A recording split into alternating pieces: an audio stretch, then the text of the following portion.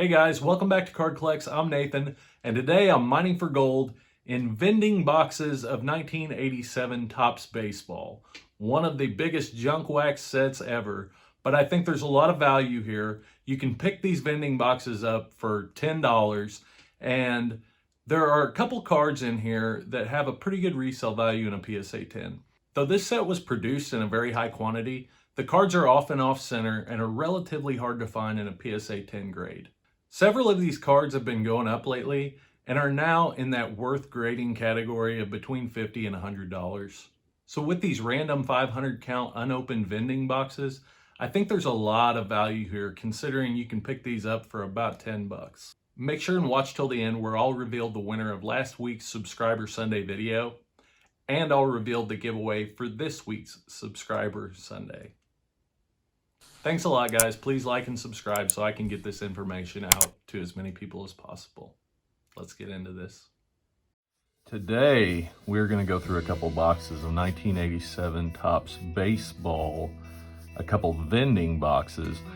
Vending boxes were created to go in card vending machines, but I don't think card vending machines really took off too well. You can still find them from like the 70s. But they mainly went to set builders. So in a vending case, you could find, let's see, 16, I think it's 16 vending boxes, which was like guaranteed to make 8 sets. Was it 16? Yeah, 16, which was guaranteed to make like 8 sets. So back then they were 792 card sets. For several years, Topps baseball was 792 card sets, which is huge. Like basically they had every player in baseball plus some. But these are available really cheap for like, I got these for $10 plus shipping, but I got 3 of them for $10. I already opened one, I couldn't help it. And basically what we're looking for here, there's actually been several cards that have gone up in value to the point to where a PSA 10 is worth sending off for grading. Nolan Ryan, Cal Ripken, several others are going for like 40 to 60 bucks now. No, Barry Larkin's rookies in this. The main ones we're looking for are the Mark McGwire, the Barry Bonds obviously, and Barry Larkin, and Jose Canseco. Yeah, and Jose Canseco. That's what we're going to be looking for, but I'm going to pull out all of the major stars from that time and set those aside so that if this set continues to go up in value, then down the line I can pull those out if they're 9s or whatever. But I'm only going to be sending stuff out that I'm fairly confident will grade a 10, has a really good shot at a 10. So let's get into it. These are very tightly packed, but as you can see, I did really well. These are in very good condition. They probably came out of a sealed case. So they're still pretty close to what they left the factory at in 1987. So they've been really good quality. That Mark McGwire is the only thing that I feel pretty confident about. It has really sharp corners. It has good centering.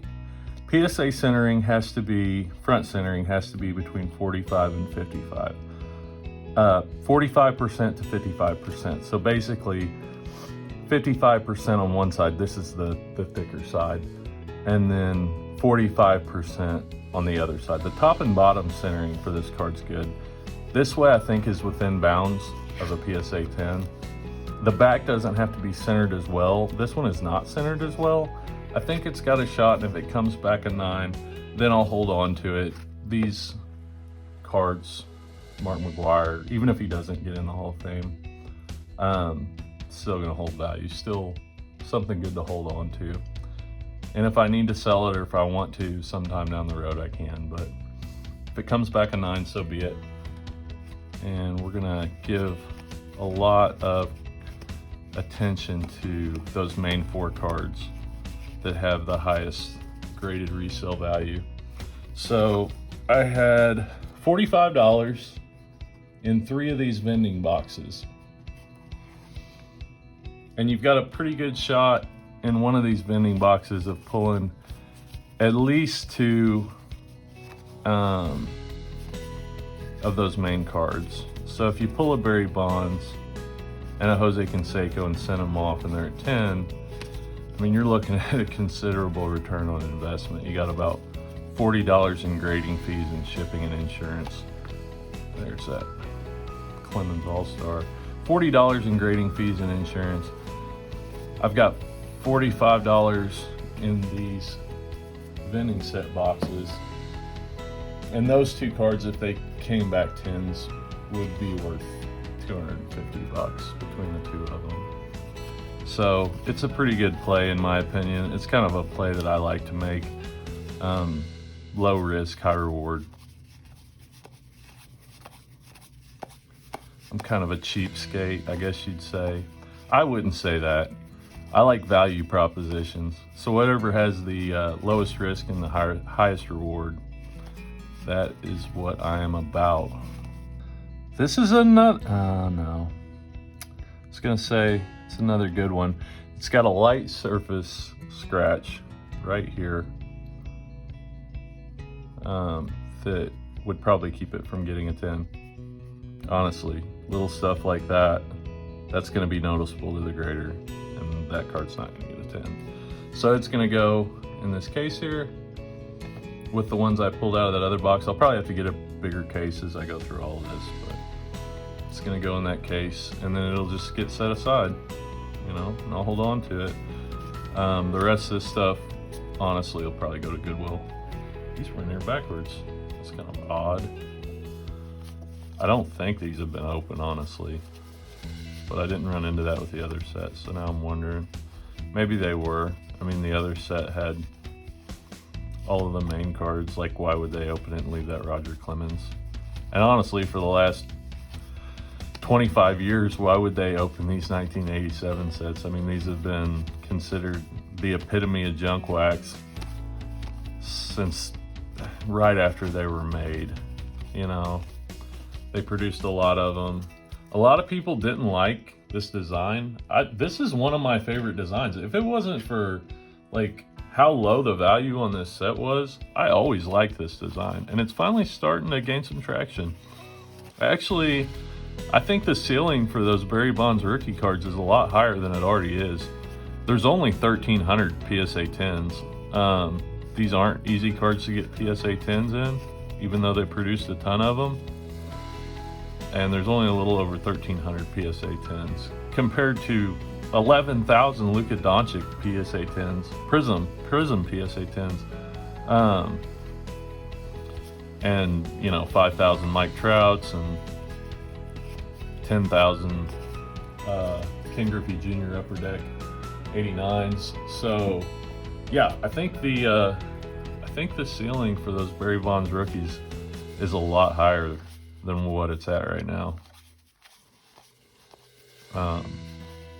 Another thing that makes me kind of excited about these, I'm gonna pick up some more. There's that Barry Larkin rookie, and I think it's got a soft corner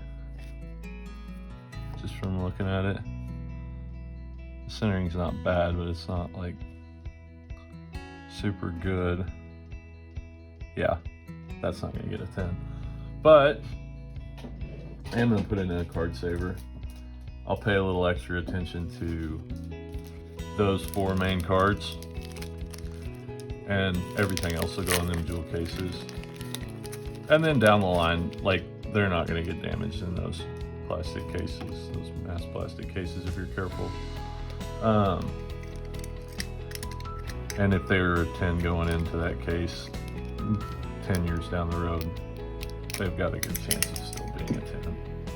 I'm not gonna put everything in card savers. Nobody is. Nobody's gonna put a $2 card or 50 of them in card savers. So anyways, but these I will. These that have a little more value potential They're in good condition. If this wasn't in good enough condition that I was pretty confident it'd bring back a 9, then I wouldn't, but that'll bring back a 9, or should. You never know. All the grading services are kind of, you know, it's the human element. You just don't know. Somebody might be having a bad day. They might be hungover. They might just not be paying attention. There we go. B for berry. Ooh. That one's got a high. It's pretty off center, top to bottom. It's got a lot thicker top edge than it does the bottom edge, and it's a little bit, just a tiny bit off center to the left. It's a little thinner on the left than it is on the right, and the corners are just not quite perfect. So, still not bad. I could honestly probably sell that card right now for, in as good a shape as it's in. I could probably sell it for $8 right now, 8 to 10. So the cost of this entire box. Let's keep going. I don't want these videos. It seems like these break videos going forever. I guess because I gab. I talk a lot, but I really don't want them to. Really enjoying doing YouTube. Yeah, I love it. This resurgence in card collecting has really been awesome for me. Something I've loved since I was a kid. And the fact that, you know, it's picking up steam, it just opens up so many possibilities. I love sharing what I know about it with people. And, you know, I do a lot of research. I put a lot of work into this, trying to find interesting ways of going about making money in sports cards, because, you know, people will debate, are you a collector? Are you an investor? And there's passionate people on both sides of the aisle. But when it comes down to it, I love sports cards. I'm not really a collector, but I wouldn't say I'm really an investor. It's just me, the way I'm built. Like, if I have a hobby, it has to have the potential of making money. That's what drives it. So I'm looking for a good investment. I'm looking for something I can make money from. Let's put it that way. And Nolan Ryan. It's not a 10, but those Nolan Ryans are going for like $60 now in a PSA 10. 60, 75. I mean, it's awesome seeing the card shows taking off again. Spent a lot of time at card shows when I was young. And, you know, you have the same characters now that you had then.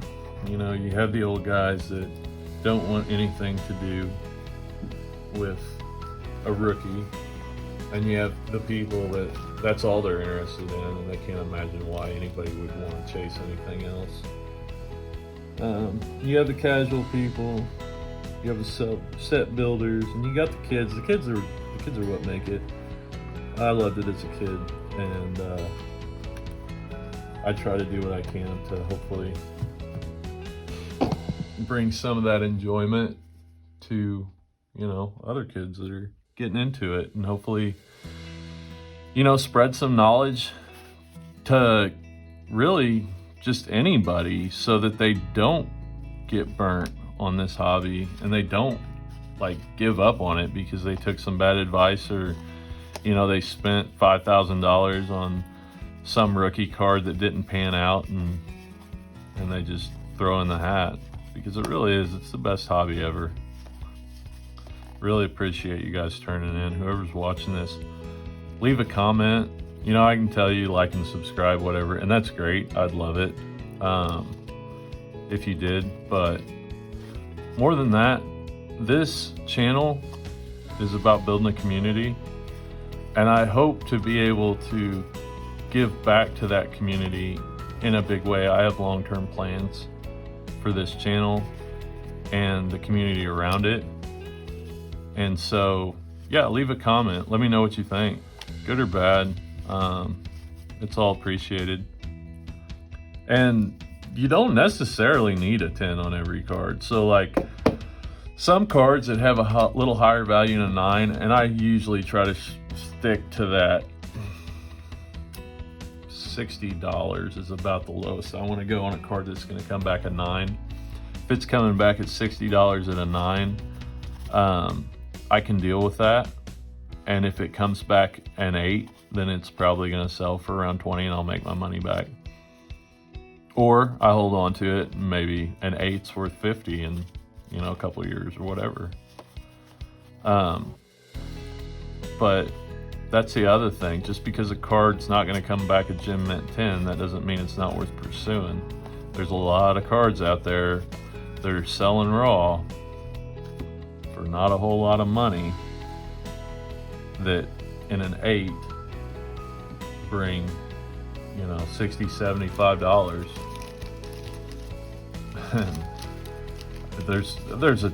There's just a ton of opportunity out there right now. It's another one that this card's not going to get a 10. The top and bottom border are just too far off. There's also a little bit of a weak corner. I don't think I've told you all about this. If you're submitting to PSA, get you some Post-its or something. Put these tabs on there. It helps the grader remove the card from the card saver whenever they go to grade it. I've heard there's a guy called PSA Collector. He has some really good videos, and I highly recommend him. He's a smart guy, and he's got some interesting predictions and plays that I think are good. Like, he's done his research and he goes about it the right way and makes some creative plays that I think will pan out and have panned out really well for him. There's some that he's made some plays on Topps Archives Gold basketball and Beam Team inserts and stuff that I'm sure have paid off dramatically for him. But yeah, I get off on a tangent sometimes. Put those pull tabs on there, and it's easier to get the cards out, so there's less chance that a grader will damage your card. But also, like he said, there is a chance that, you know, they appreciate it and maybe you get a little better grade. You never know. And I will offer that knowledge up to you all for the price of one like and subscribe. Like and subscribe. Like and subscribe. Kind of get tired of that, and I feel really fake saying it in videos because I get tired of hearing people say it. If I like somebody, if I like a video enough, I'm gonna like it. If I like somebody enough, I'm gonna subscribe. So why say it? But I guess it is important to remind people, hey, this really helps me, really helps the video. And with me looking at this as a long-term thing of building a community that helps people in a lot of different ways in the hobby, yeah, it's really important. It's really important for that plan that you build subscribers, and the YouTube channel does well, because it's pretty much, it'll be all based around the YouTube channel. Another little tip on these jewel cases, a lot of times the cards at the bottom, Pedro Guerrero Sr. A lot of times the cards at the bottom will get damaged in the bottom corners of those jewel cases. There we go. Bow nose, baby. Off center. Not going to get a 10. Corners are super sharp. What's the back look like? Back's off center too. Bow nose. Yeah, so if you put a couple, I always keep some filler cards around and just put them in the bottom, in the very bottom, and it'll do a dang good job protecting the rest of the cards on top of it. After that, don't know, don't care. Long hair, don't care. I mean, you look at like in the 80s and 90s, 30 years prior to that was the 50s and 60s. Okay, those cards in good condition are very rare from the 50s and 60s. So obviously they're going to command a lot higher premium. But, you know, these cards like Don Mattingly's third year card there, in whatever, 2050, could be a very valuable card in high condition. Not as valuable probably as the 50s and 60s cards just because of the population, but valuable nonetheless. Here we go. Nice centering. Pretty good. A little off top to bottom. A little off top to bottom. Not super bad though. Corners look good. Corners look good. I don't know if that card would come back a 10. Pretty good back centering, not bad. I'm kind of thinking it's on that border where it would, there's a good chance it would come back a 9. There's a little indentation right there. There's a little surface indentation. I don't even know if they would count off for that. It's so light. Right there. But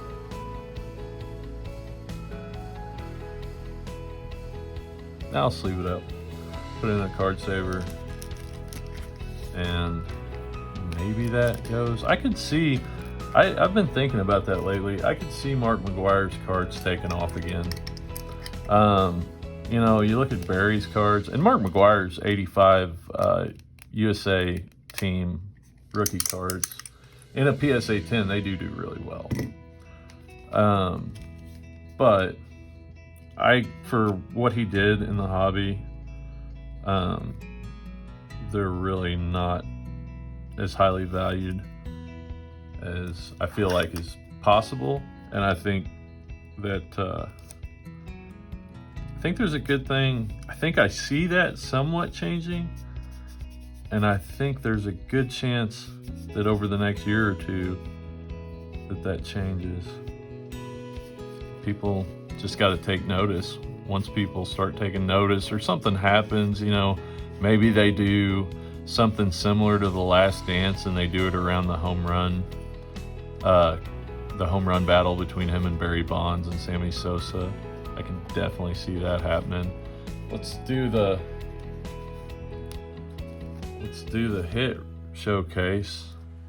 Mark McGwire, that George Brett. So 2 Mark McGwires. This one I'm sending off.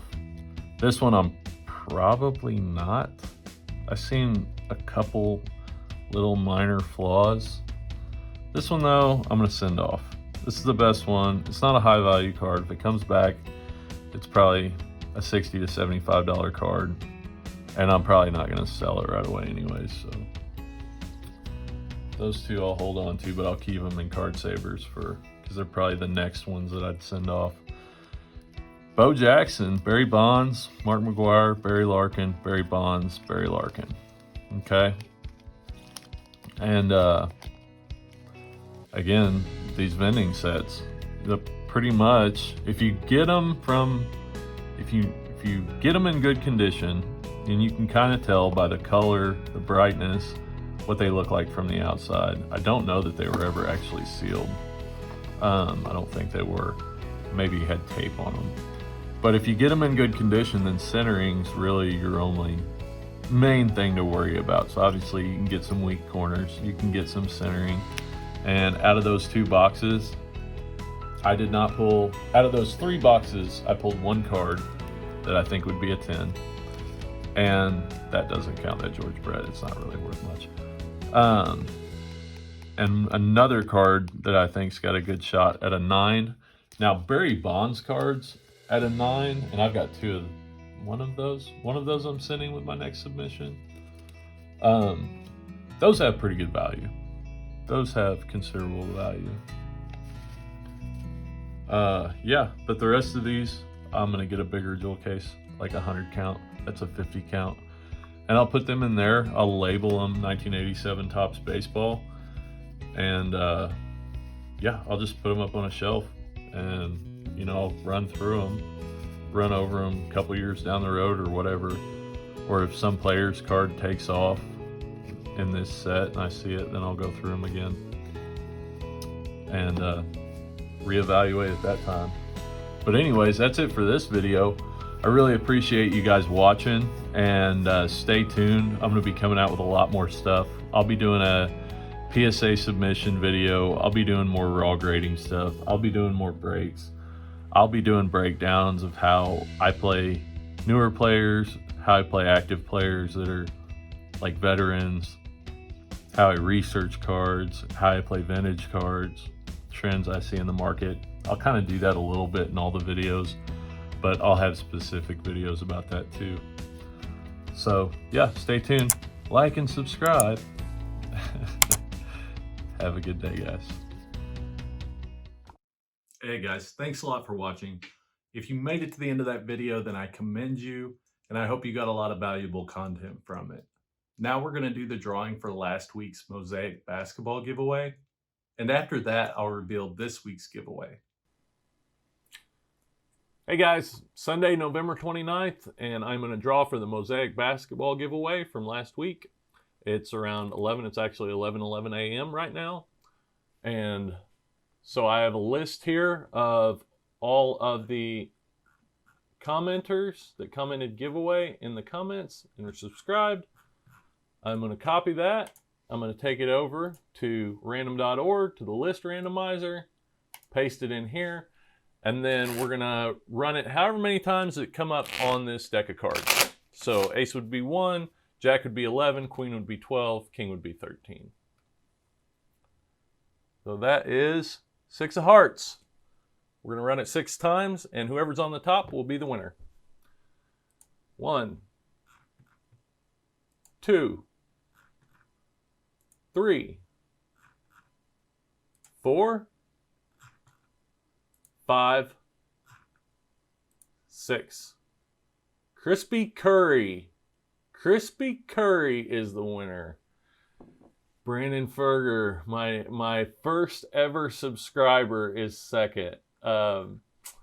Crispy Curry is the winner. So congratulations, Crispy Curry. Send me your mailing information at cardcollex@gmail.com. I will be reaching out to you in the comments to let you know that you won, and posting comments to let everyone know who the winner was. But yeah, send me your mailing information at cardcollex@gmail.com, and I will get these out in the mail tomorrow or as soon as I can. The short video I will be taking down after probably about 48 hours because I don't want that floating around. The short videos tend to get more views. I don't want a lot of people thinking that they can enter this giveaway when it's already over. So yeah, congratulations, Crispy Curry, and stay tuned for the reveal of this week's giveaway. Thanks.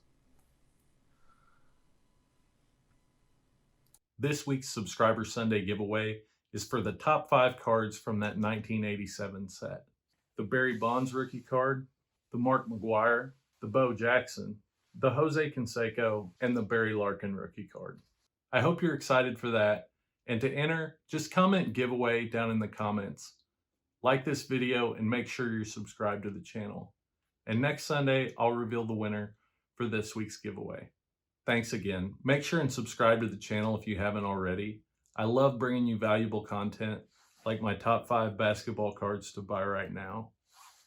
Have a great day.